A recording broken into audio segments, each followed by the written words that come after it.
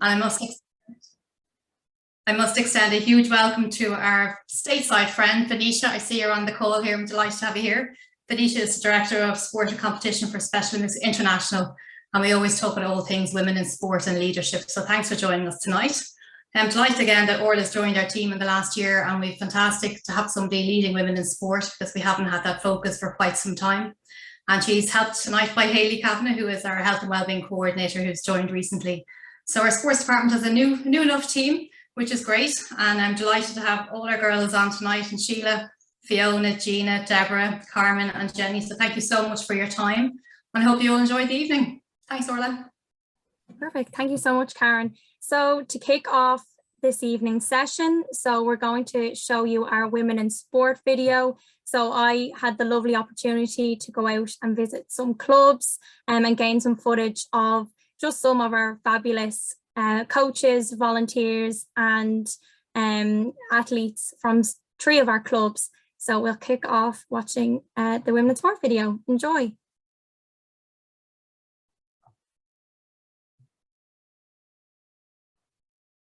Hayley, I'm not sure if there's sound there actually.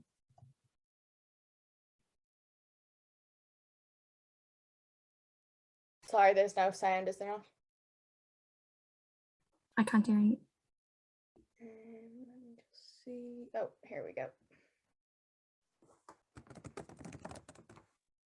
Go one more time. Thanks, Ireland.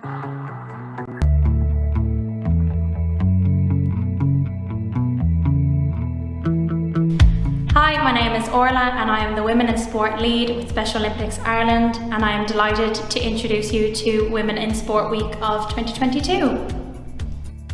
I am an athlete. I am a volunteer. I'm an athlete. I am a coach. I am an athlete. I am an athlete from Special Olympics.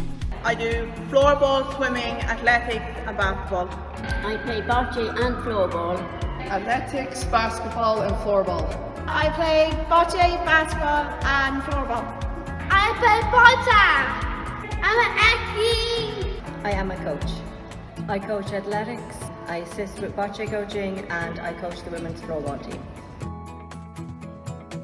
I coach table tennis, bocce, I help with floorball and basketball.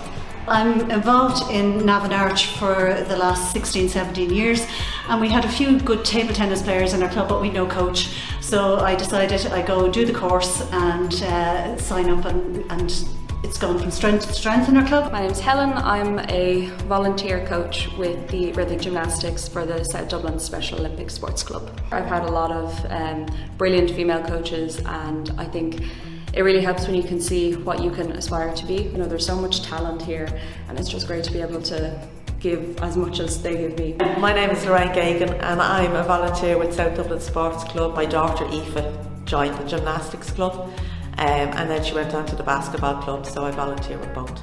I became a volunteer when my daughter Alva was about 5 or 6. I felt she needed to be with her peers. She was in the mainstream school environment, but it was very important for her to be with her peers as well, and that's why I joined Special Olympics, and it's been the best decision of my life. Perfect, thanks so much, Hayley. So obviously it is long enough, it's a little over 4-minute video. But I really encourage you can find that video on our social media, and as well you can find it on our YouTube page as well. So I definitely encourage you to go check that video, the rest of it out. It's really important that to show the visibility of all females in sport. So yeah, delighted with the release of that video anyway. So I'm going to kick off the session and I'll share my screen.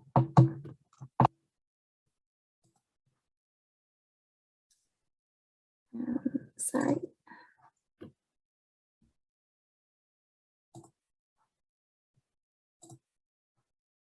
Okay, perfect. Can you see that? No, nothing coming up there. Okay, hang on.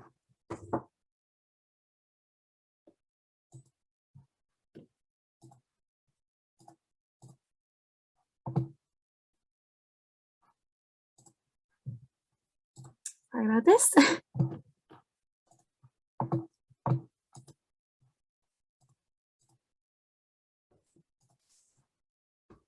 How about now, Hayley?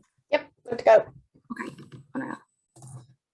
Okay, perfect. Yeah, so again, welcome everyone to our session. So obviously it's going on from 7:30 to about 9 o'clock. So hopefully we won't go much over the time anyway. So getting into session, so just what to expect from this evening's session. So to start off with, just going to talk about the aims and objectives, as well as give you some female facts about Special Olympics Ireland. So we will also lead then into our discussion on leadership. So as you have seen from our panel, so we have guest speakers on with us tonight. So for the leadership discussion, we have Sheelagh Quinn from Sport Ireland, we have Fiona Murray from Special Olympics International, and we also have Carmen Martinez from AVISTA St. Vincent Centre. So following on from this, we are going to be discussing coaching. So we have 3 of our Special Olympics coaching on with us tonight. So Gina Naughton, Jenny Hughes, and Deborah McArdle. So each of our panelists will have some time to introduce themselves properly as we come to our discussions. So then there will be opportunity at the end for a Q&A. So if you have any questions that pop into your head throughout the session, so you can pop them into the chat box, or I believe there's a Q&A at the bottom of your screen. So pop any questions in and we will go through them at the end and have our panelists answer for you. So our aims and objectives. So hopefully by the end of the session, you will have a bit more of an insight into leadership roles within sports organisations, as well as an insight into the role of a coach with Special Olympics. So from this, I hope that you will have picked up some tips and advice that you can, as a female, take with you and hopefully, put to practice. And for any of our males joining in tonight, so maybe there's something you can take away to share with your fellow female coaches, volunteers, and even your female athletes. So just some female facts about Special Olympics Ireland. So I think it's very important when you are trying to encourage female participation in sports or any organisation that is, it is important that you start from within and ensure that you have a good workplace gender balance. So as you can see, we have over 60% of our staff are female. So in terms of a sports organisation, I think it is great that we have such a high female representative. So as well, you can see that we have 2/3 of our volunteers are female. So this includes our coaches, officials, and club volunteers. So it's very important that we have, it's very important for our female athletes to see this as seeing female coaches and volunteers and officials can have such, an important influence on athletes and encourage them to stay involved in sports for life. And then as well, so we have 70% of our coach developers and tutors are female. So again, having such a high number of females developing and mentoring the next generation of coaches is just great to see. And again, it's giving role model, acting as a role model for those coaches as well. And then we do have a bit less participation from females than we would males. So obviously we have a 2-to-1 male to female ratio of athletes. And so we do think that this might have something to do with that more males are seen to have an intellectual disability than females, but obviously that doesn't mean that we won't strive to increase our female participation in sport. So moving on, just to give some examples of some barriers that women may find in leadership. So a lot of the time there could be some unconscious bias. So unfortunately, gender bias can exist in the workplace, and people can be very naturally biased at times. And even when they try to be fair, their brain can just tell them, they find it hard to be impartial. So sometimes, even though a woman may go in and be the best candidate, that unfortunately they can be ignored just due to their gender. So other barriers, so resistance to women's leadership, so obviously then as well, family and domestic responsibilities. So the stereotype that it's the woman that should be the stay-at-home parent.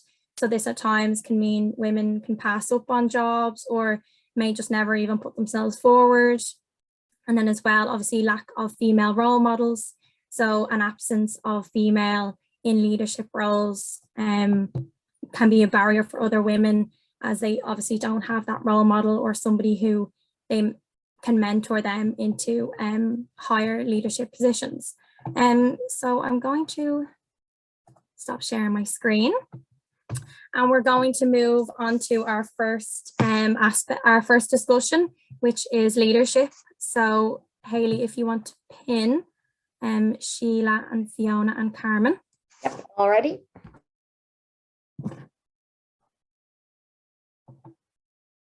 The ladies are there and good to go. Okay, perfect.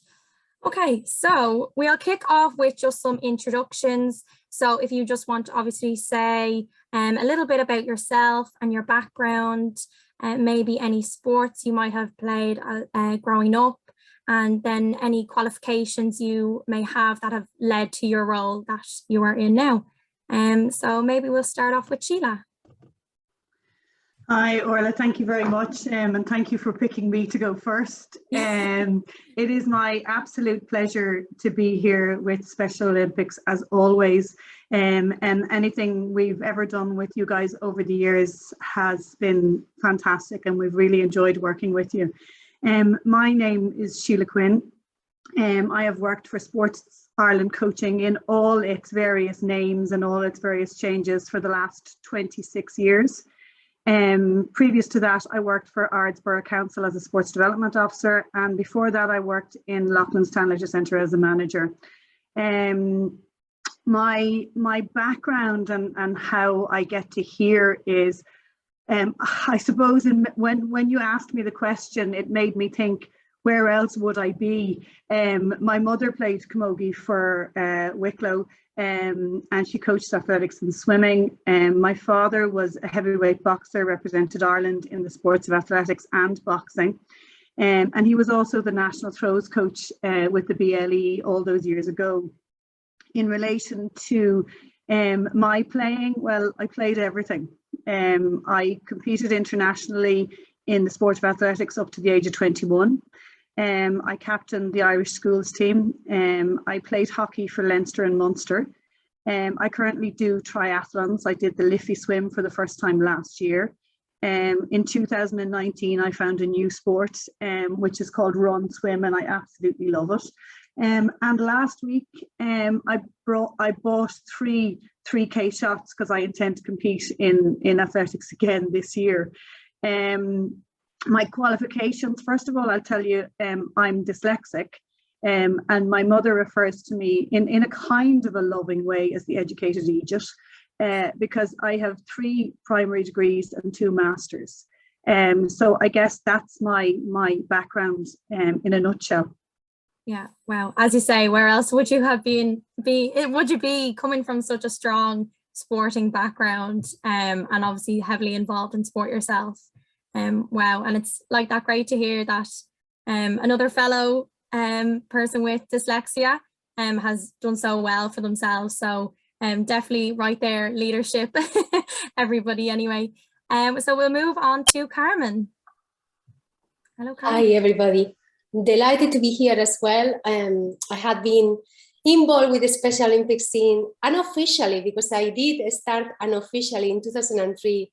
And then officially I started in 2005. So I've been involved with few years with the Special Olympics. But I'm just going to tell you a little bit about how I got involved in a sport. It's always been kind of a way out for me. Even when I was a small child, I just will go get the bike when something wasn't right, just get into the bike and go for a cycle or going running as well. And athletics became not just something as escape, it became something more. So I became to compete Although I never got anywhere, I enjoyed being part of it, and then started to play volleyball.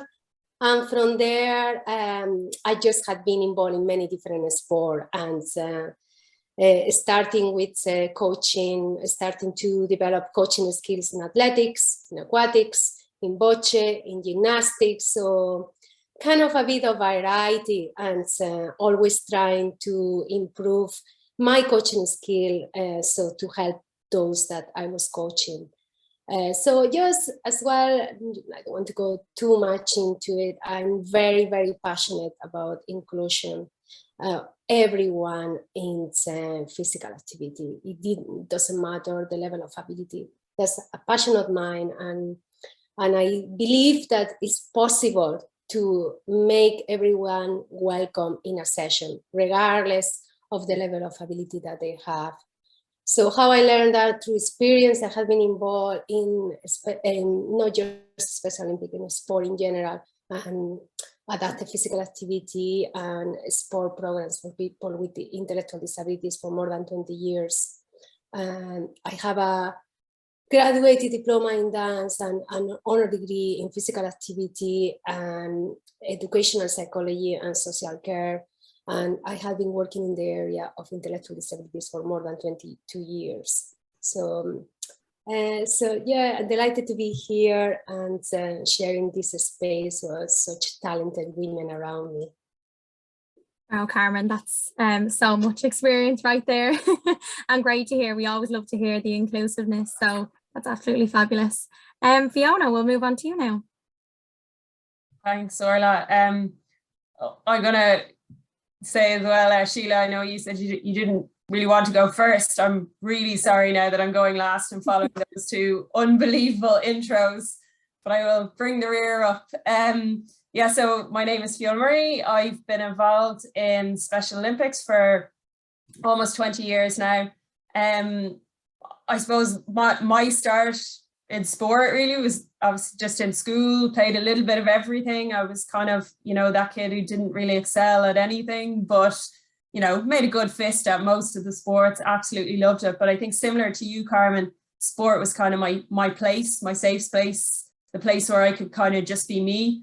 And I think that's really important. I think that's why I kind of ended up driving towards a career in sport, because it just brought me so much joy and so much opportunity as a kid, as an adult.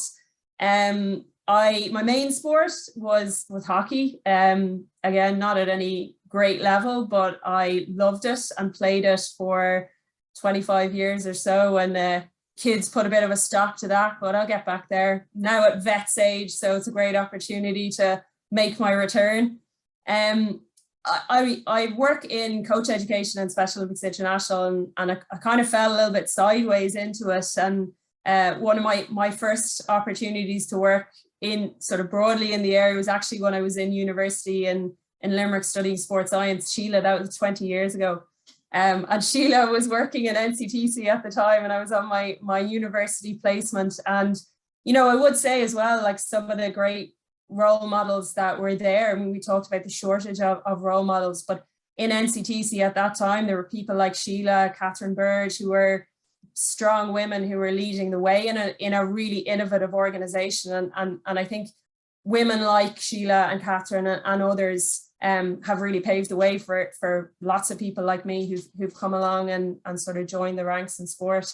But I studied sports science and as I said, had an opportunity then after that to join Special Olympics when the World Games were here in 2003. So that was kind of my first intro, pretty great intro to Special Olympics.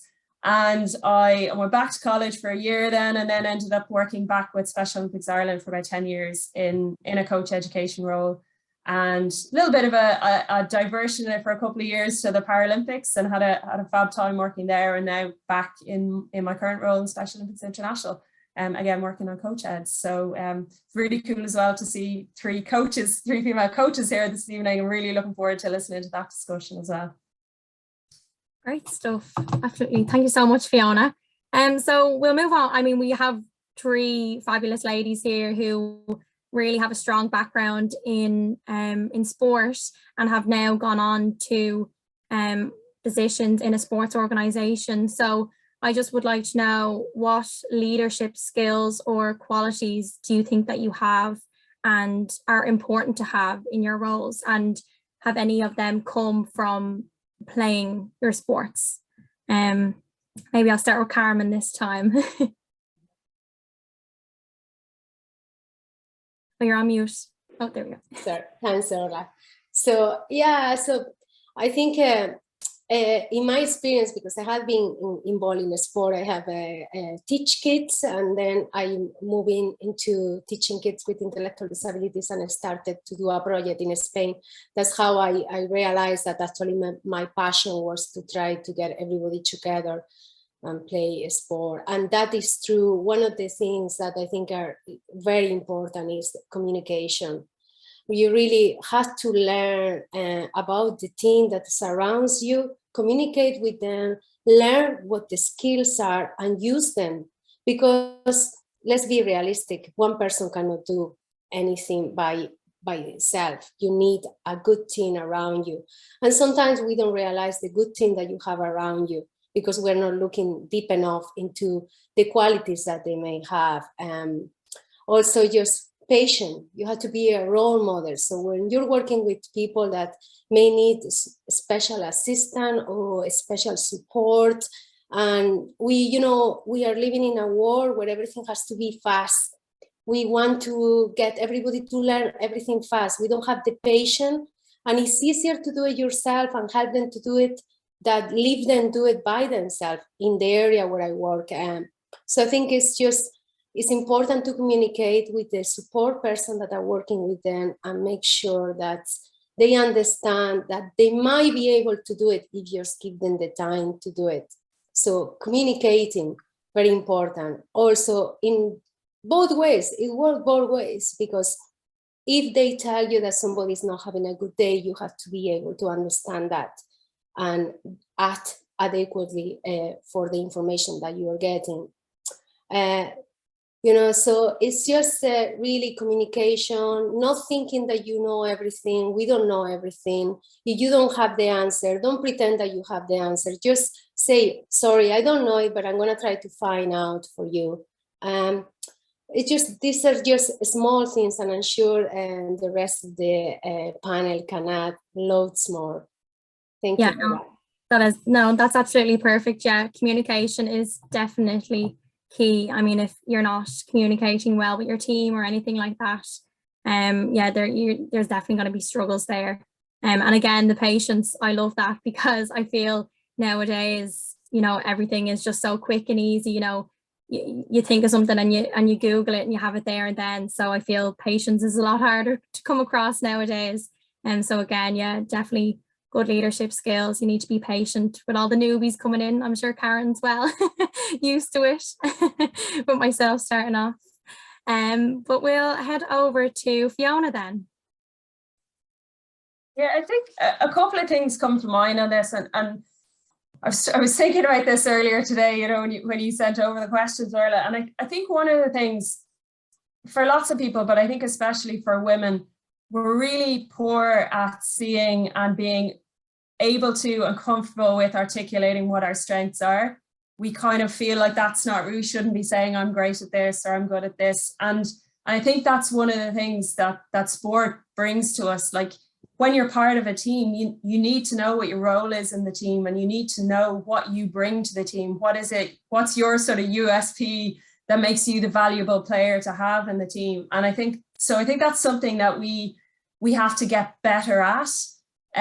Generally as women, but I also think it's sort of coupling that with the fact that I think more often than not, women are good at recognizing what other people bring. I think we see that sort of, it sounds trite, but there's no I in team, and you don't do it all on your own. And I think we generally quite naturally do that, and we recognize that the sum of the parts is greater. The total is greater than the sum of the parts. So I think that's another piece, sort of the recognizing what we bring, recognizing what other people bring. But I think as well, as well as the recognizing what other people bring, it's listening to other people. And I think that's some of the best female leaders that I've seen over the years through my career, through playing sport. They're the people who are willing to ask and listen to what other people have to say and to listen to different perspectives. And they're not afraid to say, gosh, do you know what? You're absolutely right. I was wrong. And I think it's recognizing that, like, good leadership doesn't mean being infallible. As you said, Carmen, it doesn't mean having all the answers, but it means being able to take on board what everybody else has to offer as well, but then also having the strength to make the decision. And that's something that's been really hard for me to learn. Definitely, you know, being that person who goes, okay, I've assimilated all of this information, and now my role as a leader is to make the best decision I can make. And sometimes you make the wrong one. And that's where you know, when you've really listened to people and given due consideration to their views, I think even when you make a mistake, people are more likely to support you in that sort of follow-up and the cleanup that needs to happen when you make a mistake.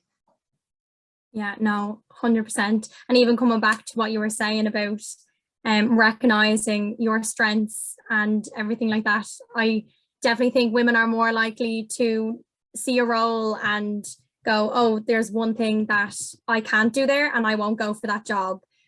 And then compared to men, you know, there could be twice as many things on the list that they can't do, and they'd still go, no, like, I'll put my name forward for that. And, you know, they get it, they go in and they fake it till they make it. I feel men are more likely to do, and women might not so likely to do that.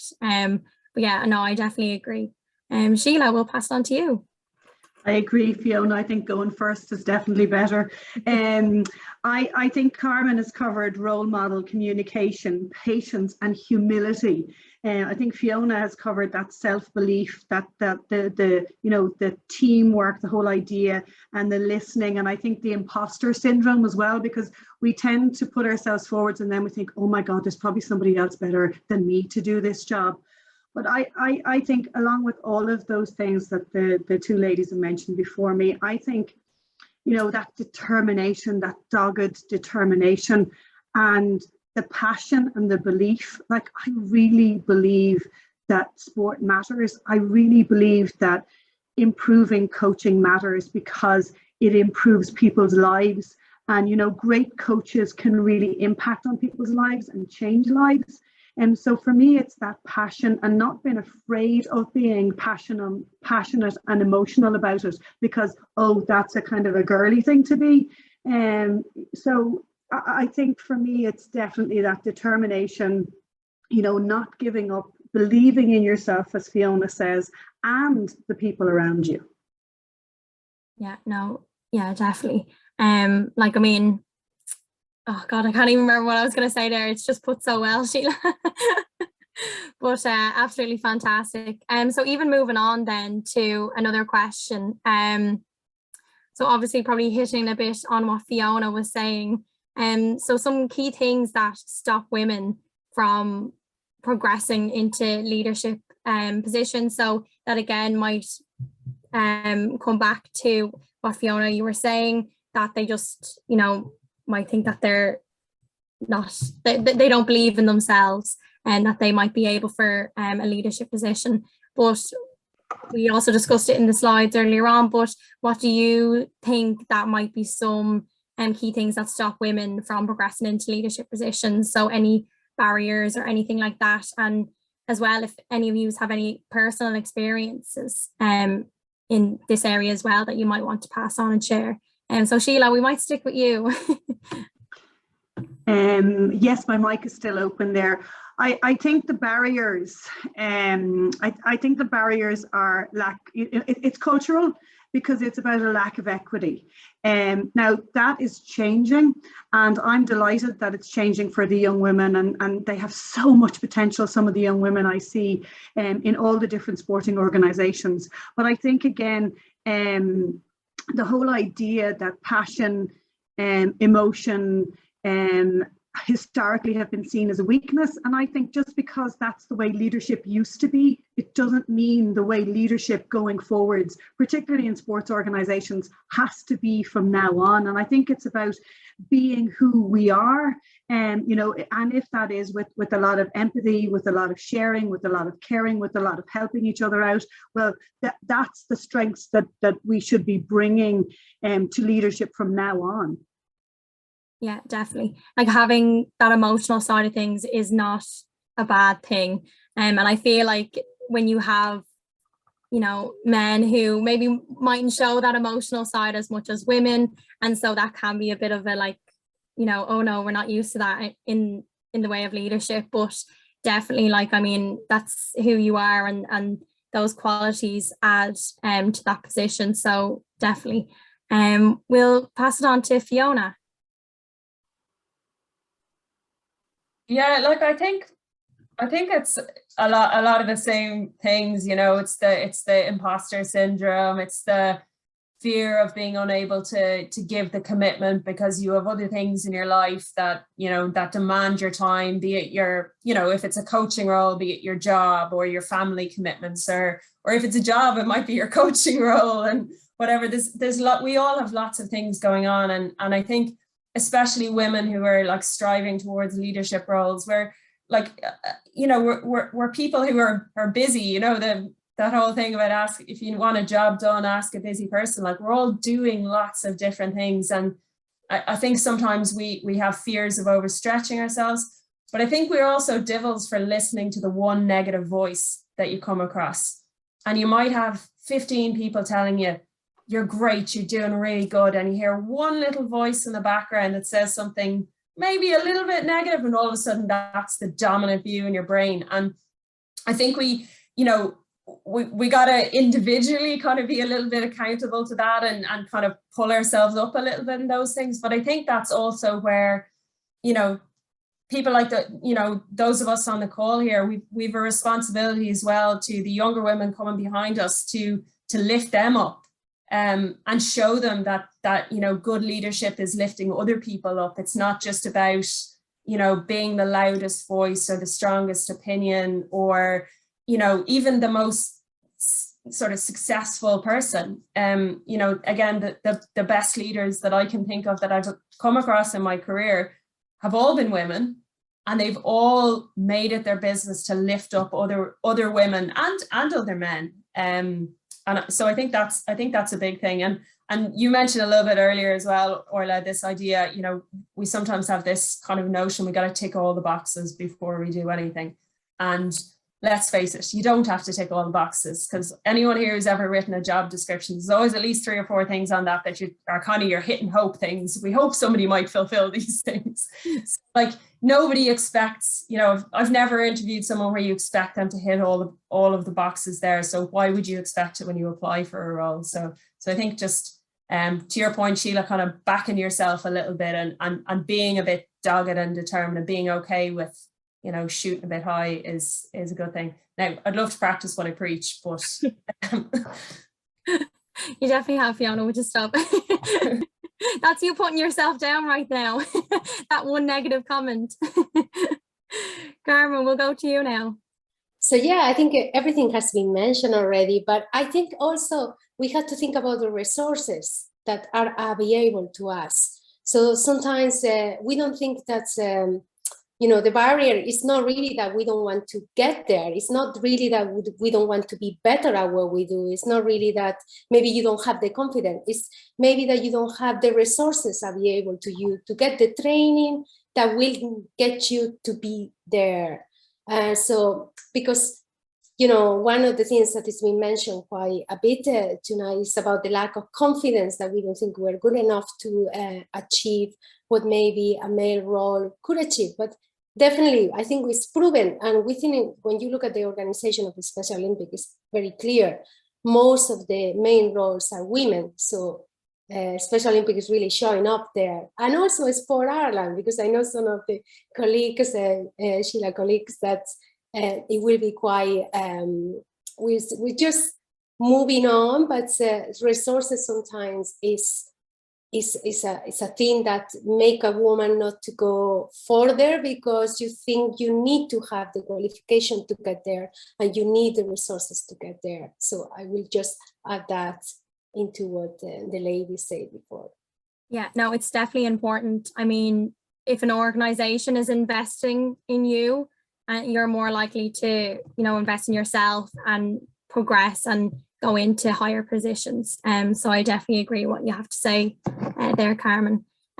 So obviously in sport, I think it is, obviously, I mean, we have a high percentage of females in Special Olympics Ireland. I'm not really sure maybe about other organizations. So maybe if you all could give kind of insight into your own organizations, and do you feel it's very male dominant? And if it is, how do you feel about that? Is there any, obstacles that this has brought along in your roles or anything like that? So might go to Fiona. Yeah, so I mean, I've spent most of my career working in Special Olympics, and as you've already mentioned, it's a fairly female dominated organization. So, I have to say I haven't really, I mean, definitely, look, I've definitely encountered, males who probably think I couldn't do something, but I can't honestly say I ever thought that was because of my gender.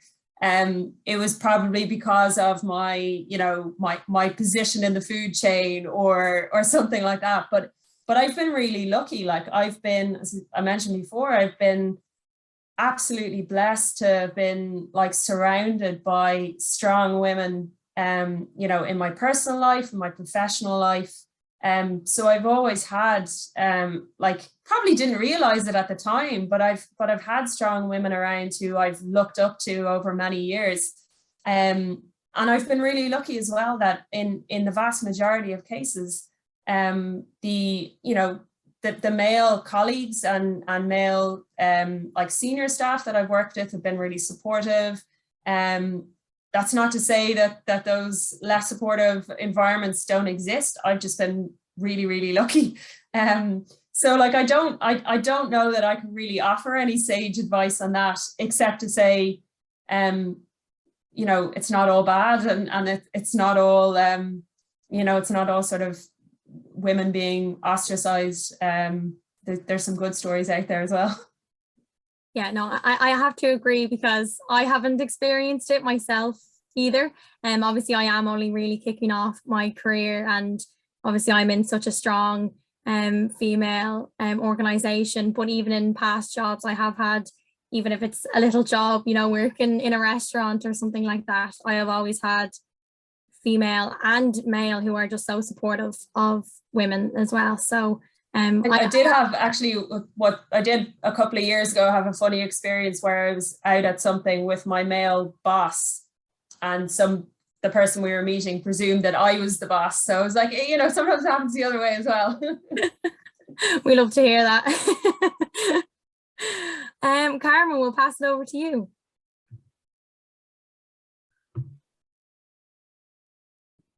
So yeah, I am within the places that I have been working, and not just working, maybe being involved with on a voluntary basis as well.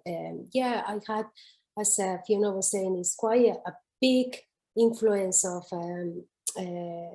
female being the role models and female being, and I think it's related to maybe the area that. It's, the area of intellectual disabilities is most of the management is women. So I'm currently as well, I have quite a big, strong team of women, and very supported. The organization is extremely supported of trying to get the best of everybody, not just the people that are supported, but also the staff that are working in there. So, but I think it's more if you are in an area, like, for example, just to give you an example, a quick example, when I was a head coach for gymnastics in Autun in Belgium in the Summer Games in 2014. you could see how the majority of the coaches coming from other countries, I'm not talking about Ireland, but they were male in the area that it was artistic gymnastic. I was head coach for artistic gymnastic for the male team, the Irish team. Basically, I think I was the only woman that was head coach for artistic gymnastic, majority of and that's just role model. It's just culturally, but I think it's also changing, and it depends on the country. So, but yeah, it's just everything is evolving, and I think everything is getting better, but we still have a long way to go. Yeah, I agree. We have a bit of way to go, but I'm actually kind of happy to hear that no one has really experienced any, had any bad experiences or anything like that within working in a sports organization. So it seems that maybe in sports it's progressing. Sheelagh, we'll go to you. I think maybe I'm showing my age a little bit here now, because I'm older than the others. I can remember a time when 90% of the people that came to meet us from governing bodies were men in suits. I can also remember on more than one occasion somebody suggesting that Sheelagh would make the tea. And at that point, now I'm not talking about that long ago, I was a senior manager in the National Coaching and Training Centre, and I can remember one woman coming from a national governing body at one stage, and Pat Duffy was sitting beside me, because in those days I probably would have reacted rather than waited for a minute, and Pat put his hand on my arm and just looked up at the lady and said, "Sheelagh won't be making any tea today."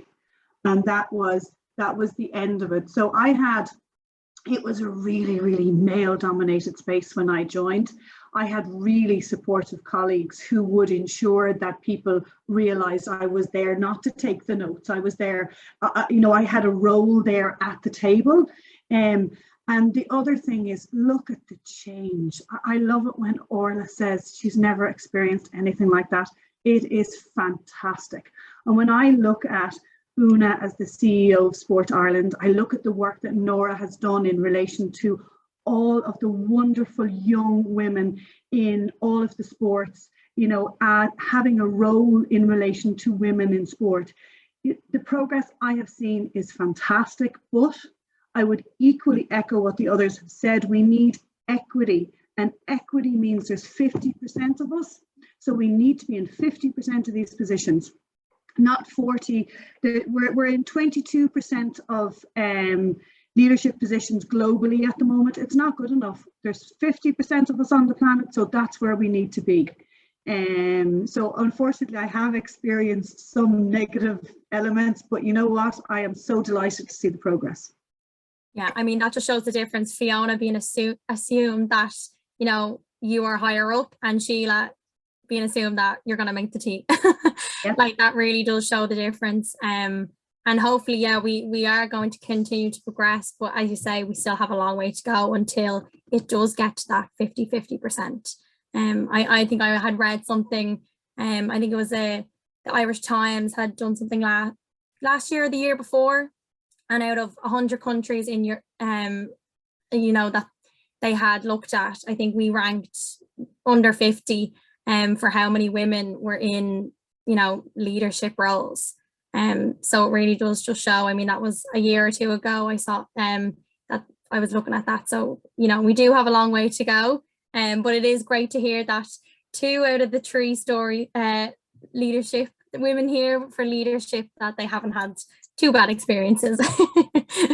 So we're going to wrap up with our final question. If you have any tips or advice that you would give to aspiring females who are looking to become leaders in sport. So we might go to Carmen for this. Thank you, Orla. So I think one important thing that we need is we need to share experiences like we're doing tonight. So, but to happen maybe more often, and to have those places or times that we can share experiences when you have been a leader in a role in relation to sport, or And it doesn't necessarily need to be a sport, just leadership as a woman and to share the experience that you have had. So this is also because if all talented women are supported, valued, meet each other, it will be an incredible resource to any sport organization on board. So I think sharing is learning, experiencing, and moving forward as women, and show that we can do it too. Yes, 100%. I definitely think any woman out there who is aspiring for a leadership position, you know, hopefully that there is somebody there that can help you along the way, that can mentor you, or maybe even if you have to go outside your organization, like you say, Carmen, sharing those experiences is so important. So we'll move on to Fiona. Yeah, so I think, again, a couple of things. I spent a bit of time earlier thinking about this, and I think there's a few things like I really like that point that Carmen made about sharing and you know, networking among women, and I think that's really important. But I think we have to be comfortable with reaching out to other women for help, for guidance, for mentorship. You know, again, I'm sure if you chat to all of the women who are on the panels and on the call today, most women that I know love when somebody reaches out and says, hey, I'm really interested in learning about, you know, your career, or how did you do this, whatever. Most people love that opportunity to support somebody else on their journey. And sometimes we feel like it's going to be an inconvenience to somebody to reach out to them. I've never had anybody reach out where I said, oh no, actually I'm too busy, go away. Like, mostly you're like, oh gosh, really, you want to talk to me? That's great. Like, so I think that's one thing, like, don't be afraid to reach out, because most women have had that support from other women and they just want to pay it forward. I think another thing is, when you find a good mentor, hang on to them, because they're like gold dust. Women are happy to chat and talk, but to find a mentor that you really click with and you have a really good relationship with, hang on to them, don't let them go. I think we have to get okay with being uncomfortable and putting ourselves in situations where maybe we don't feel like 100% confident. I'm sure loads of us have been in the position where you feel like you're out of your depth, and oftentimes those are the moments where you have the best learning and the best development, and sometimes where you make the best friends as well, which at the end of the day, that's part of what it's all about, isn't it? And then finally, I think, you know, just do you. There is no one kind of a good leader. There's no one definition of what good leadership is. And equally, you don't even have to be wanting to be a leader. You know, just do you, do your thing, be yourself. And maybe a leadership role beckons, but that doesn't mean you're not a good leader, and it doesn't mean you can't lead. You don't have to be in a leadership role to lead. I think just by being yourself, doing what you do well, lifting other people up, whatever you do, you're a good leader if you do that. Brilliant. Four key points there from Fiona, I think it was. Amazing. Sheelagh, follow up now. Yeah, and I think my points look very, very similar to Carmen's and Fiona's. And the first thing I have down here is be true to yourself. And there's no one type of leadership, and that leadership, thankfully, is changing because it's been hit with the pink stick a little bit. So I do think leadership is changing. I think you have to have confidence in your own ability, and don't put yourself down. There's lots of other people out there ready to do that. So don't put yourself down, step forwards with confidence and keep your head high. Yeah, perfect. Be your number one supporter. Yeah. 100%. Wow, that's absolutely fantastic. Thank you so much, Sheelagh, Fiona and Carmen. I hope everyone watching has taken down some amazing tips and advice and everything that they can take away, and hopefully even bring into their own practice. As they say, you mightn't even be in a leadership position, but that doesn't mean you're not a leader, as Fiona said. So definitely, I hope everyone took something useful away from that. So thank you so much again, Sheelagh, Fiona and Carmen. Okay, so we're going to just move on, and I'm actually going to get everyone to do a little poll. So I actually have a poll on leadership. So I'm going to launch it now. So if you could just click, so I've just asked, oh, there we go. I think it's launched now. So have you ever experienced any of the following?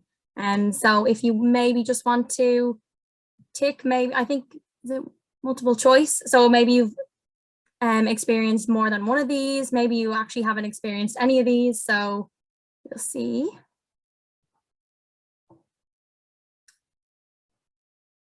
Wait for a few more answers to come in.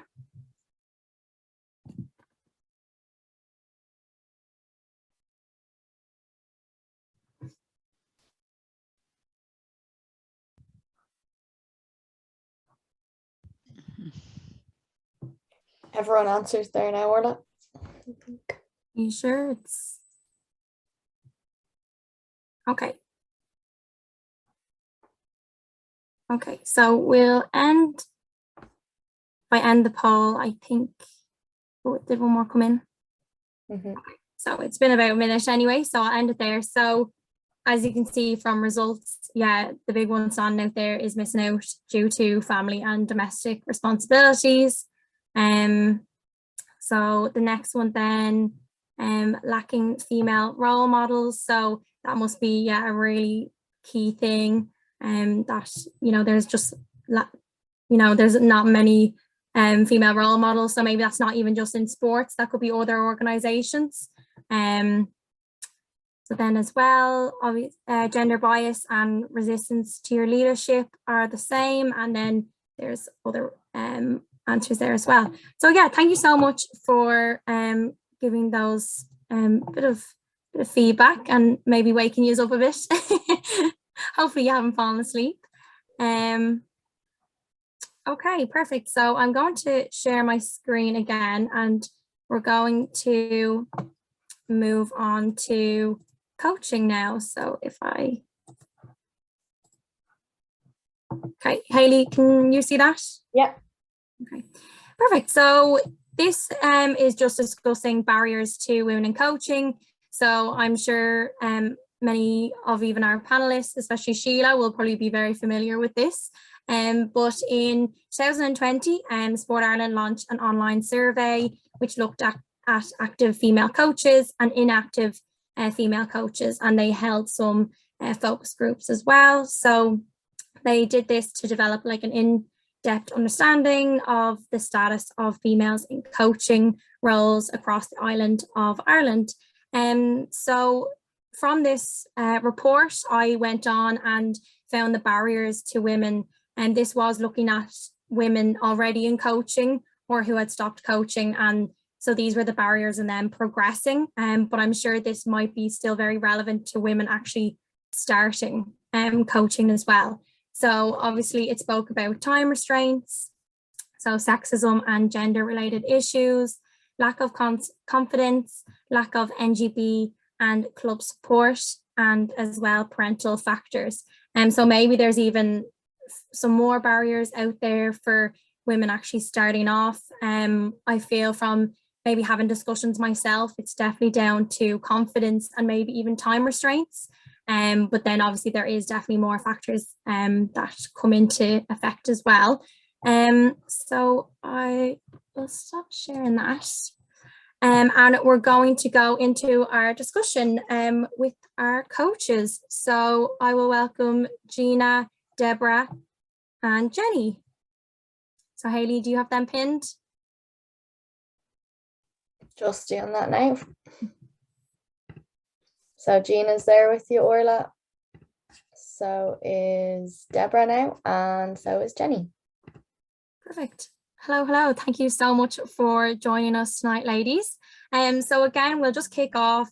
If you would like to give a bit on your background, on the sport you played, and maybe any of your coaching qualifications that you have. So Gina, we'll start off with you. Hi everyone. Thank you very much, first of all, for having me and inviting me along this evening. I've learned a lot already on the leadership, so I hope something I can share that might help some other people. Just to give you a bit of my background, I'm from Galway City. I've been, I suppose, involved in sport all my life, just participating mostly.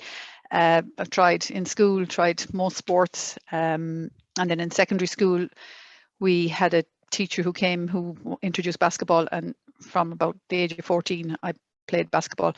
I was never a star player, but I suppose the thing that I liked about basketball, and I had played, camogie and Gaelic football and that before, I think the fact that the team number was small, that there was only 5 on the court, that everybody on the court played nearly an equal role. So I suppose the team bit came into it then, and I was really attracted to the team sport. And the fact that it was a small team, I felt my position just fitted in. So that's basically was the start, and I've been involved in basketball then all my life since then.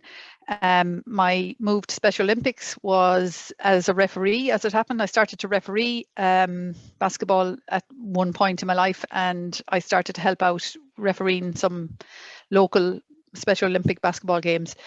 And then a friend of mine asked me would I help out a little bit with the coaching, so I started to do that with a local club. And I suppose then developed on to the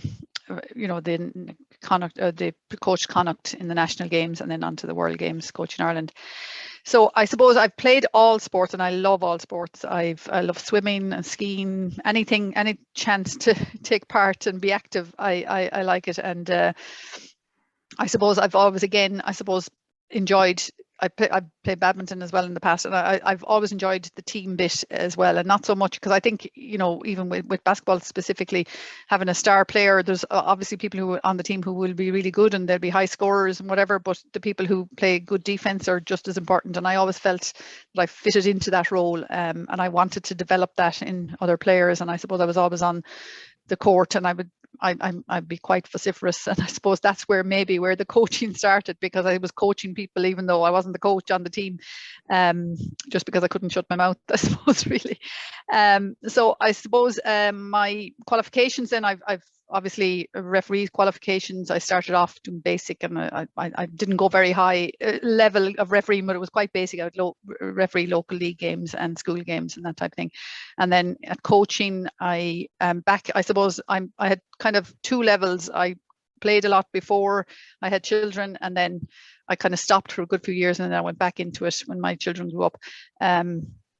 So I did coaching courses and certificates, back in the early 90s, and then again I refreshed and did some courses. So I've intro to coaching and coach level 1 at the moment. So that's basically, on my other life, my working life, I'm a systems information systems manager in a hospital.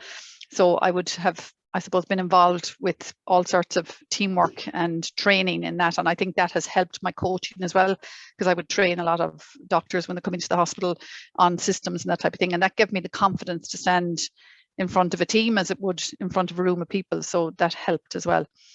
So that's basically my story. Perfect. Wow. Thank you so much. Great to hear then as well that your daytime job has also had such an influence then on your coaching and everything. So that's very interesting. Deborah, we'll move on to you. Hi. Yeah, one thing that kind of struck me that I never even thought about until Sheelagh said it was that I suppose my dad had probably an influence on my coaching life. He, not at a high level, but he used to coach women's soccer in the 1970s, I'd say, which probably was not a huge big sport at the time. And I suppose I used to see him out just getting on with it and doing it. And then I played basketball in school from the time that I was about 13 years old. A girl just asked me because I was tall. That's the only reason why I went into the sport. And they, from then on, it was just the love of it. A teacher in the school asked me then to organize like the leagues and the team in the leagues and all this, and that really was the big kickoff of all my career in basketball. And I went on coaching teams in the school. Never, not a great player, a solid player, but not a good player. Okay, so but loved the sport for the friendships. That's what the big thing was. It was having friends, and all. And to this day, I still have friends from back in my secondary school from basketball. I went on, then I was only 19, and I actually set up a basketball club. So I set up a basketball club in Coolock in Dublin. It went on to be a huge club. They went on to play National League. And I coached. I didn't coach, and that's one thing that when I'm looking at the leadership, when it came to coaching the National League, I didn't have the confidence to coach up to that level. So something that I probably regret now, you know, that I should have taken a chance to do that. Then I had a family, and as you can see from the figures that are there, that kind of took center stage. And I went on to be, and my other hat that I do in basketball is I'm a table official. I did refereeing for a while, didn't particularly enjoy the flack I got from that. So went on to be a table official, which I loved because I love all the rules and things like that. So now fast forward to today, as now I'm in FIBA, which is the top level. I could do Olympic standard games. I've done a lot of internationals, officiated at them, most recently in Ireland, and but I've also gone back to my coaching, and I set up a young athletes club in Donabate and Portrane, and that was a dream of mine from years back. So I've always wanted to do that. Absolutely love it. We have a huge registration in our club. We have lots of volunteers and everything like that. And starting in 2 weeks' time, I'm going back to exactly what I want to do. And I'm starting up a basketball club in Special Olympics in Donabate, Portrane. So that's starting in 2 weeks' time. So that's all everything has come to fruition now. So go for it. Wow. That sounds amazing. I love that both yourself and Gina have both, you know, been heavily involved in setting up clubs and teams and everything like that. So I mean, there you go, that's leadership skills right there as well. So that's absolutely great to hear that the new team's starting up in 2 weeks. Very exciting. Jenny, we'll go to you. Thanks, Orla, and thank you for asking me to participate this evening. I'm a bit croaky, apologies, I have a cold, but I can't pass it on over the Zoom, so that's the good news. So I'm Jenny Hughes. I've been a volunteer for about 20 years. I've been involved in coaching for about 18 of those. I am a swimming coach with Eastern Region, and I think probably quite a similar story to lots of the other fabulous women this evening. I was involved in all kinds of sports as a kid. Didn't really excel at any particular one, but I was very lucky. My parents were very supportive of just trying absolutely everything. I'm from a family of golfers. I'm currently making it my mission to be a very bad golfer. So that's not going very well. But I swam as a kid, and I suppose swimming being quite particular. When I got to kind of teenage years, I stopped, and between going to secondary school, other sports commitments, and just generally teenage girls trying to keep them in swimming could be quite difficult. So I didn't swim for years, and I actually got back into swimming through Special Olympics myself. So I got shamed back into the water by another coach who told me to get off the pool bank and back into the water. So I started doing a lot of open water swimming because of Special Olympics. I don't work in sport, so anything I've picked up over the years has been very much through my volunteering with Special Olympics. And I was kind of laughing with Sheelagh, some of your stories about some of your experiences dealing with people at work. So I work in financial services, and I've had all of those comments about will you get the tea and good girl yourself and things like that, which I have never experienced, I have to say, with Special Olympics, but it always makes me chuckle. So I am a level 2 swimming coach, and I'm also a level 2 open water coach. I kind of at the moment I'm specialising really in open water swimming. I am a stroke judge as well, so I started to get into the kind of competition side of things a few years ago, which I would actually have to recommend to any coach if you want to really learn the sort of other end of the sport. Doing a little bit of getting involved in the competition side of it is brilliant. I learned so much about things like divisioning and stroke techniques, etc., from competition management. I'm the sports volunteer on the Eastern Region Committee. So yeah, just kind of, I suppose wanted to make sure that there was somebody representing the sports side on the committee. So like lots of us foolishly put my hand up and said, I'll give you a bit of a dig out. And I still find myself there sometime later. And I'm involved as a sports advisor with Special Olympics Europe Eurasia in open water swimming. So it's very much a developing sport. You know, something that we started in Eastern Region, and we're trying to grow it. It's probably a little bit of a niche sport in general, but it's quite a niche sport within Special Olympics. And I suppose one of the things that I absolutely love, I'm a tutor on the Young Athletes Programme. So it's one of my favorite things to do. I suspect, Deborah, it's the same for you. It's just, it's magic. It's the only way I would describe it. So yeah, that's me.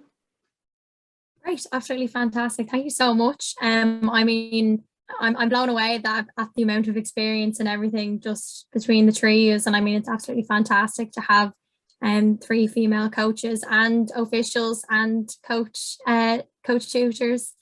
So absolutely delighted to have you on tonight. So obviously you kind of all spoke about what drew to coaching. So I guess what were your kind of first experiences as a coach, and had you experienced any barriers maybe that you had to overcome? So maybe Deborah, will go to you. I was very young starting out my initial, because I was 19, I'd say. But I was younger when I was in secondary school, but I was about 19 when I set up the club, and I think I was just the type of, let's go for it. I didn't think, there wasn't that many. My school coach was a female, but that was it, you know what I mean? But wasn't anybody else now that there was a lot of male coaches in the leagues and things like that.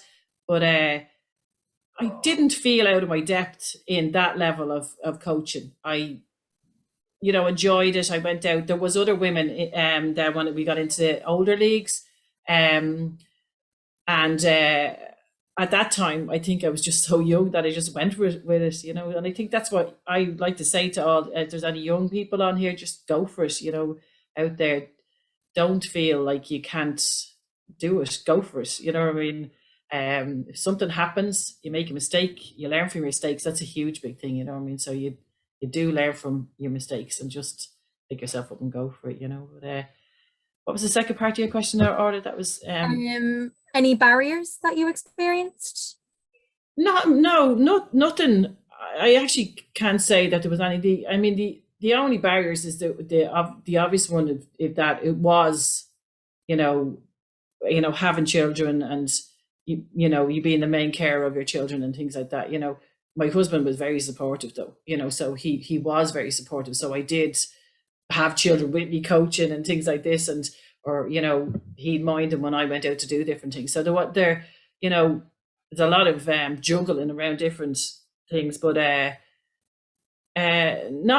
honestly would say there wasn't any major barriers for me for coaching. I can't say there was. I just kind of wanted to do it, and I made sure that I did whatever I wanted to do. So yeah, there's always a way around it. So you seem fairly confident starting off, and like that maybe that helped, that even if you did make any mistakes or anything like that, that you were easily able to just go, everyone makes mistakes, and move on.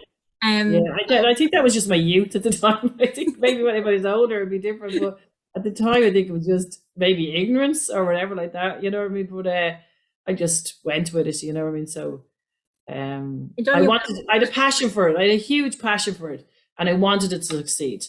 And that passion, I wanted to get kids playing. I wanted to get them out there. I loved working with the kids, and they, I loved turning up all the time. So that whole passion, I was a can-do. I made it happen, you know what I mean? So yeah, that's it. Yeah, passion definitely so important for coaching. If you're not passionate about coaching, that's going to really come out, and your athletes are going to sense that in you, definitely. But yeah, no, fantastic to hear. Gina, we'll go to you now. Yeah, just listening to Deborah there. Yeah, it's something similar. I suppose the main barrier that I think I probably came up against during my coaching time was myself, and my belief in myself. and just building my self-confidence.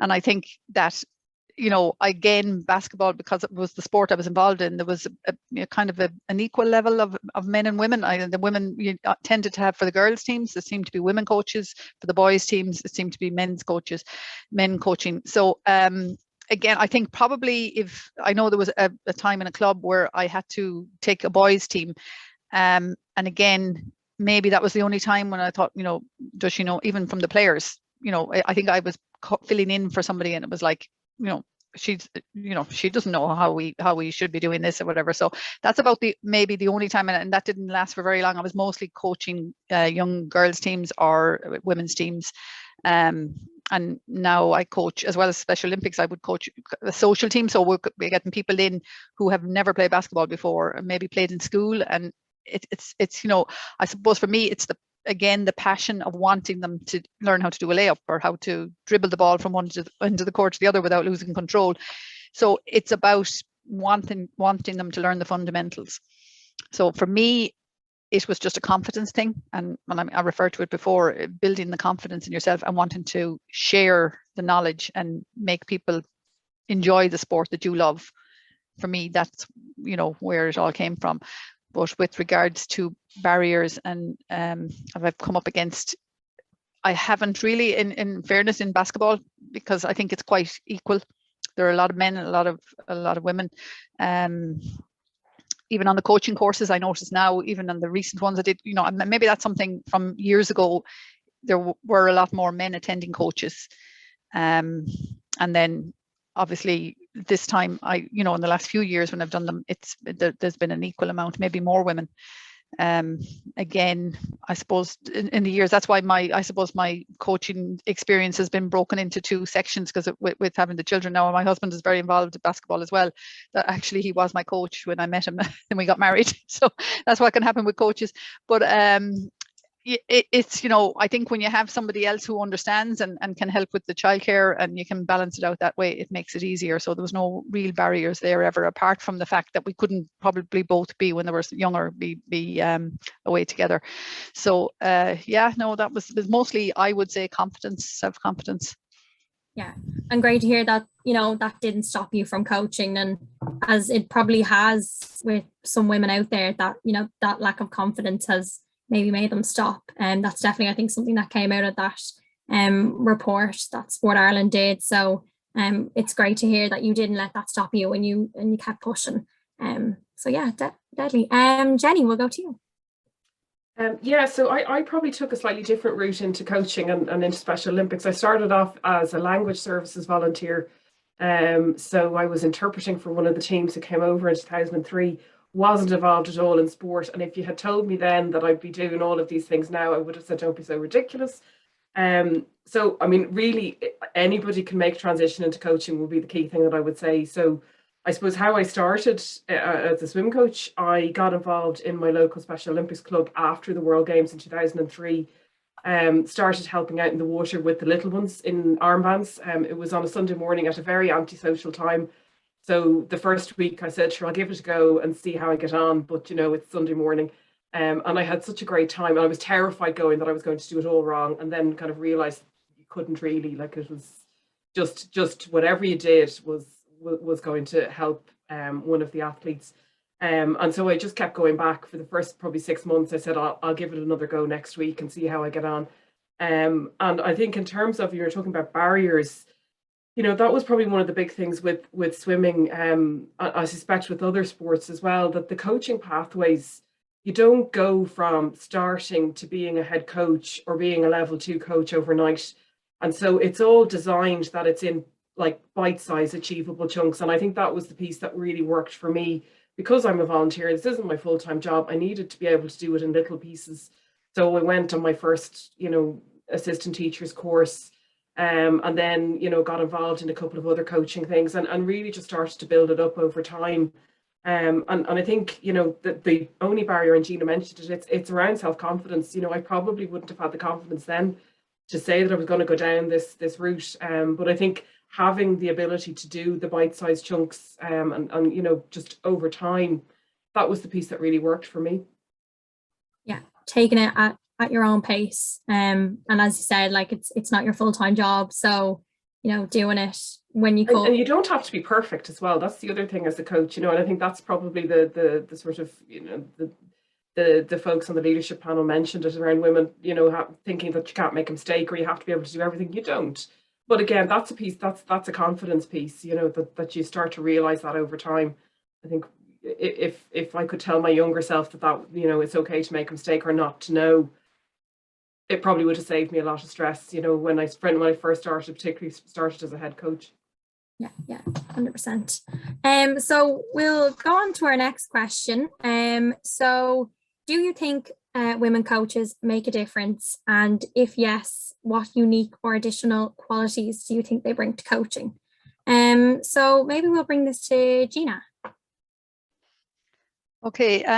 Yes, I think women coaches do make a difference, especially, and I suppose maybe because I'm maybe more new to Special Olympics than a lot of the other coaches who might have been at it for years. But I certainly, and especially coaching the girls and the athletes, they tend to, I suppose, bond with you a little bit more. I think the empathy, the listening skills.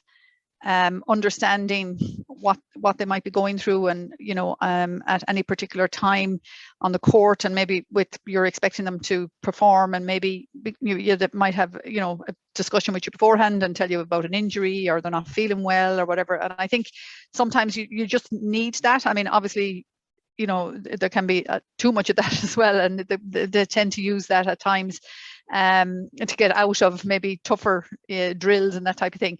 But I think certainly, I know from having male coaches myself that there isn't, well, certainly my experience with them is like they push you, and that you need to do that a little as well. But I think you need to know when to pull back. So for me, it's more about being in touch with your athletes and knowing their needs, knowing their abilities, and yet developing them to their own ability, to the best of their own ability. And I think, I don't know, there's something about, and maybe it's just that female thing. It's like a mother, to a child, and I think a coach to a player. There can be that bond that I think, and that's not undermining male coaches in any way. But I just think it's that kind of like maybe a maternal bit that can be brought into the coaching, that you want to develop them to the best because they become your own, and you nurture them just in the same way a mother nurtures a child. So that's the way I suppose I see it in a way, and that's my approach. It's just to get them to the best ability, to the best level they can with their ability, and by starting off with the fundamentals. So that's literally the way I would approach it. Perfect. Deborah, we'll go to you. Again, Gina has said a lot of that. The words that I had written down was, the maternal side of things. I mean, I do think, especially at the young athletes level as well, though they do, to be honest and to be fair, when the male volunteers come in, they all go running to them, get thrown around the place and things like that. So, but the other thing is the nurturing side of things. I do think that it's a skill, and that it's inherent to women. That nurturing side of things. I've been coached by men and women, and I would be more. I would have, when I was being coached, I would have been more open to. Be more open to the female coaches than to the male coaches, and even if you were on teams where there was a manager, the manager was female, and you would go to the manager before you go to a coach about certain things. You know what I mean? So there's that side of things that I do think the other skill. And again, no insult to men here. I think women can juggle more. I think they're able to do different things. Have different things going on all at the same time, and they're able to work all different things. So I think that's a sort of another skill that women have. But no, I think Gina has covered most of the things that I would say, bringing women to a women coach. As you both say, it's that relationship that you build like with your athletes. I mean, I know myself, I'm the same. I think all my coaches have actually been male. But even if there was, you know, another mammy or something helping out with the team, you know, that bond was probably a bit stronger, even though she wasn't even my coach, but she was still heavily involved in the team. Maybe it's just a little women thing, maybe. Yeah, maybe that's what it is. Yeah. But Jenny, we'll go to you. Yeah, I suppose my sport is quite female dominated, certainly within Special Olympics. So we're surrounded by fabulous coaches, male but mostly female. I think Carmen mentioned it earlier. Communication is probably the most important thing, and I think it's something maybe without generalizing, but women are quite good at communication. That's not to say that men aren't. I know lots of men who are great communicators as well. But I think, you know, communicating and sharing information with each other is really, really important. Certainly within Eastern region, we've kind of built up a little network of swimming coaches over the years. We probably seem like the mafia to everybody else, but we can keep in touch with each other, and you know, we share information, we talk to each other. You know, if people are experiencing difficulties, like particularly in the last year as clubs are trying to get back up and running, you know, with COVID, a lot of the coaches are talking to each other. There's a bit of self-help groups, you know, where we're sharing information. This worked for our club. Well, we're having trouble with ABC. Could you, you know, have you come across this? You know, we'd often ask each other for help. I know some of the coaches are on here this evening as well, but things like, you know, you might ask another coach to have a look at a swimmer for you, you know, because we all kind of end up with blind spots where we don't see things. And so I think communication is really, really important from that point of view. And I suppose maybe we're probably, and again, generalizing, quite tenacious around, you know, getting things done and getting on with it. And I think there's also a little piece around, and you know, it was mentioned already, around kind of being empathetic, but sometimes delivering a tough message. You know, the number of times I've had somebody say, will you go and tell this athlete or this family something? And you know, they're never nice conversations, things like telling somebody they've been disqualified. And I think, you know, we can do that with empathy and just be really direct and honest. And I think maybe that's a quality that lots of people have, but I think it is something that maybe is a bit, you know, is quite strong in lots of women. Yeah, definitely, I agree. It's just maybe easier to come across a woman who like that has a lot more empathy, and can like that communicate back to an athlete, maybe if, you know, something didn't go their way, competition wise or anything like that. Yeah, I definitely agree. I'm going to kind of like combine my last question. I'm just very conscious of time. So how can we encourage more women to take part in coaching and to climb the coaching ladder? So is there any advice you would give any females out there on how, you know, they might go about that? I might go to Deborah. Yeah, my thing would just be go for it. Just go for it. Now, if you have a passion for, like, as I said, you know, my dream was to set up a club, and it took a while, and I did kind of sit back and not do anything about it. It took somebody from Special Olympics coming to say to me as well, but it's just to go for it. Be confident in yourself and start, you know, if you say it's a coach in basketball, because that's my sport, is come up and help out, volunteer at the session, then maybe try coming up and helping out with the coaching side of things, assisting the head coach in the session, and then maybe saying, you know, let's try, telling the coach, no, let's try this, try a few drills, help out with the drills, and just gain a little bit of confidence. And I can tell you, coming from a coach, they would be thrilled to have people on board that would come in and do something like that, you know. So, you know, come in small, start off, you know, small coaching, and then you might even be able to even coach in different players. But don't be afraid to put yourself out there. You know, there's plenty of clubs that are out there that are looking for coaches in all different sports. You can start off as a volunteer and then gain your qualifications as well through whatever the national government organisation is. Starting off, you know, and there's coaching courses on the Special Olympics main website and Special Olympics Ireland. You know, there's lots of different things that you can look at there to help you out. But yeah, no, just, I would say go for it. You know, that's what my thing would be. I love it. Yeah, just go and do it.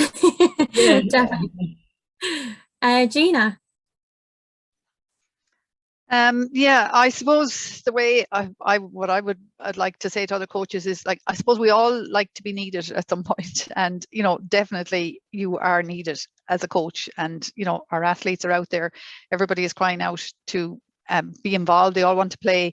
So if you have any skill, any knowledge that you think you can share, just you are needed. And I suppose that's the first thing I would be saying to them. So then to be proactive, and like Deborah has said, just become familiar with the rules first of all of whatever you're going to be coaching. So whatever game it is and whatever sport it is, just become familiar with the rules, and then that builds your confidence, because once you know the rules, you're not going to feel so isolated out there when you're passing on the fundamentals of the game to the athletes. So you can start off small and build. So attend, again, as Deborah said, the coaching courses, because there's lots there, both in Special Olympics and on the mainstream. And, obviously again, I'm talking about basketball, but Basketball Ireland run a lot of coaching courses that are relevant to Special Olympics as well, starting off with the basic intro coaching courses, they're there. And again, you're learning some very simple drills that most athletes that we're coaching in the Special Olympics are able for. So again, just have that, I suppose, desire to pass on your love and of the sport, and to get your athletes involved so that they can participate and enjoy your sport as much as you've enjoyed it. So that's just my advice. Okay, thank you, Gina. And Jenny. Yeah, I think lots of the areas have been touched on, and I think Fiona mentioned it earlier. You don't have to tick all the boxes at the start, and Deborah alluded to that as well. I think that's really important, just to realise that. Probably a couple of things that I've learned over the years. Look at other coaches, and when you're starting off, look at other coaches' practices. What are they doing? Are they doing drills that I would be the first one to say, steal with pride? If you see a coach doing something and you think that looks really interesting, ask them, why are you doing that, and what's the purpose of that drill? And then bring it into your own coaching practice. Like, I do that fairly regularly. I see something, I go, that looks really good. What's the purpose of it? How can I steal it, adapt it? And I have no shame about doing that. The other thing I would say actually is ask the athletes for feedback when you start coaching, because they'll tell you really, and that's the fantastic piece about Special Olympics. The athletes are so honest in their feedback, and they will just tell you, I don't like that, and or I really like when you coach us like this. I don't like when you say that. Although we would always say we're not shouting at swimming, we're just projecting our voices. But it's asking for that kind of feedback from them, because that will make you a better coach. Yeah, I think that's pretty much it. Yeah, perfect. I love that bit of advice. Ask the athletes. I mean, you are coaching them, and getting their feedback is so important, and it'll actually make them their experiences more enjoyable as well. I think it's a really important two-way thing with them, because sometimes you get athletes and they're complaining of the particular drills or whatever the practice they don't want to do, and sometimes it's about explaining to them there's a reason why we're doing it, it's because of this. But other times it might be that it's just not a good drill and they just don't like it, and you might need to do something else, and so they're generally so honest in their feedback, and they incredibly insightful around what works for them, and so I don't know what will work for an athlete with an intellectual disability, so I can't assume that I know the answer, and I always find it's just very often it's easier just to ask them, and they will just tell you. Yeah, brilliant. Well, thank you so much to our three fabulous coaches, Gina, Deborah and Jenny. I hope everyone picked up lots of tips and advice there. Even myself, definitely leaving today with a bit more understanding of coaching. I definitely don't have as long coaching experience as these three ladies on the screen. So thank you so much. I'm going to open up, and if there's maybe any questions. Oh, sorry, Hayley. Oh, sorry. Yeah, so we might actually get you to do this poll as well. And so it's just going to see if you have any experience of any of the barriers that we had said of coaching as well. So time constraints, sexism and gender related issues, lack of confidence, lack of NGP and club support, parental factors, or anything else maybe you might have experienced.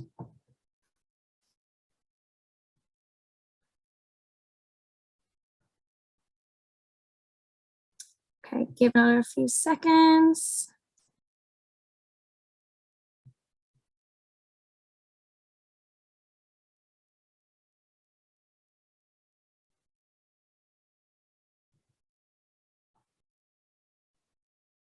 Okay, I think maybe everyone has answered there.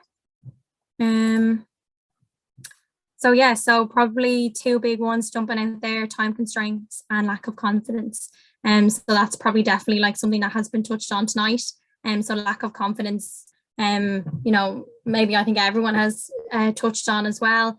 Time constraints. I mean, I know obviously as Special Olympics volunteer coaches, you know, as Jenny was even saying, you know, do it in your own time, you know, or Deborah was saying, you know, come in, and even if it's only starting off and volunteering a little bit, and then, you know, you can gradually build that up and see what suits your time schedule as well. And then obviously, yeah, we can see that there is parental factors involved, lack of NGB and club support, and sexism and gender related issues. And a few others there as well. So Grant, I'll stop sharing that.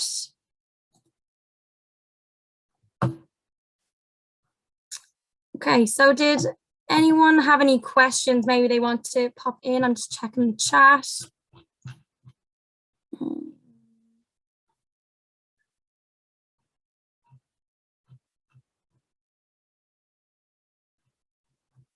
Can't see any that have come through.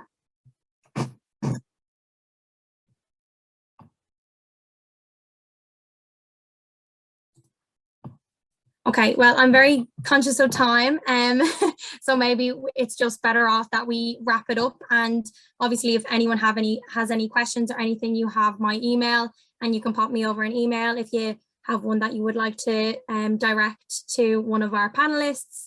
I'm sure maybe you would all be happy for me to share your email if anyone had any questions or anything like that. But yeah, thank you so much to Gina, Carmen, Deborah, Jenny, Fiona and Sheelagh for coming on tonight. You know, it's been absolutely fantastic. It was great to hear from all of you and of your experiences in leadership and in coaching and officiating and everything. So thank you so much. And thank you, Orla. Thanks for hosting us all this evening. It was brilliant and lovely to see. Some parting words that I just noted from the girls on the call is passion, determination, listening, self-belief, humility, patient, and a good team around you, because I know that my own team are a brilliant team around me, and it's not about one person, it's about who we bring with us. And the words of Deborah, just go for it. So look, have a brilliant evening, and thanks a million for all the gang on the call tonight. Thank you, and I look forward to seeing you out really soon at some of our events. I'm just going to ask all of the panelists to stay on. Give me a big smile.